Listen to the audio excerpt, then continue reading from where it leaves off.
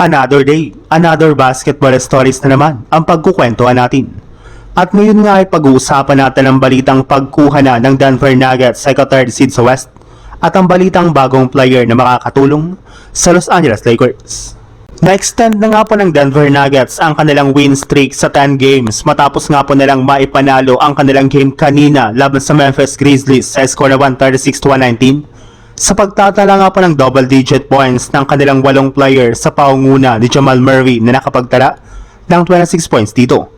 Ito na nga pong naging revenge game ng Denver matapos nga po silang matalo ng Memphis sa kanilang last game.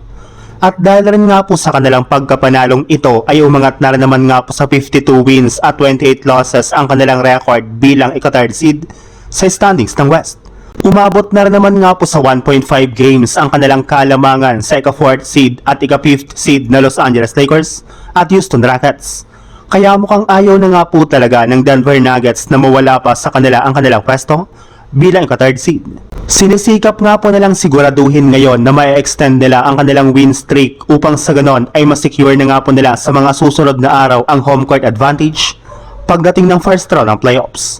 Sa ibang balita naman, matapos nga po ang sunod-sunod na pagkatalo ng Lakers sa kanilang last 3 games, ay unti-unti na nga pong nawawala ng tiwala ang mga fans na kakayanin pa nilang manalo at makapag-compete sa mga natitira nga po nilang laro at maging sa playoffs.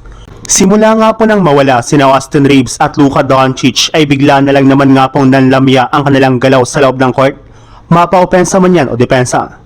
Pero pagkatapos nga po ng naging laro kahapon ng Lakers laban sa OKC Thunder, ay mukhang napatunayan na nga po ng team na meron pa rin nga po silang mga players na kaya mag-step up sa kanilang laban. Kagaya na lang ni Alotiero na nagkaroon ng magandang performance sa pagkakaroon nga po niya dito ng mga defensive stops sa mga players ng OKC.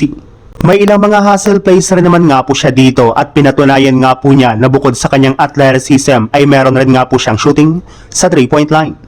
Kaya maging si LeBron James nga po ay umamin na rin naman na namangha nga po siya sa laki ng improvement ngayon ng kanyang batang teammate. Kita nga po niya kay Alotiero ang upgraded version ni Vanderbilt na merong opensa at shooting sa 3-point line. Kaya deserve nga na po talaga nito na makakuha ng playing time pagdating ng playoffs.